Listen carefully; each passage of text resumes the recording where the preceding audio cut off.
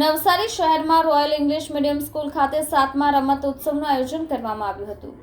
નવસારી સ્થિત દારુલ ઉલમ અનવારે રઝા ટ્રસ્ટ સંચાલિત royal English medium સ્કૂલમાં તારીખ 11/12/2024ના રોજ શાળાનો 7મો વાર્ષિક રમતોત્સવનું આયોજન કરવામાં આવ્યું હતું।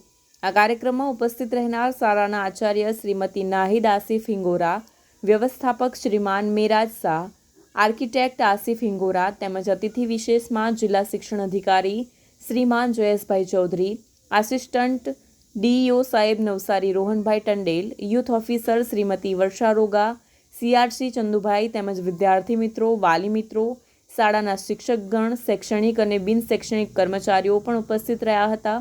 આ રમત ઉત્સવનું આયોજન મૌલાના સરફરાઝ અજહરીના નેતૃત્વ હેઠળ કરવામાં આવ્યું હતું।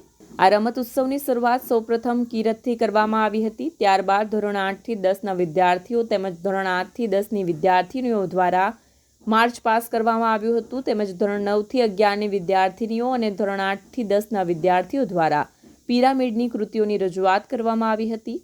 આ ઉપરાંત બાલવાટિકાથી લઈને ધોરણ 8 સુધીના વિદ્યાર્થીઓ દ્વારા વિવિધ પ્રકારની ડ્રિલ્સ રજૂ કરવામાં આવી હતી।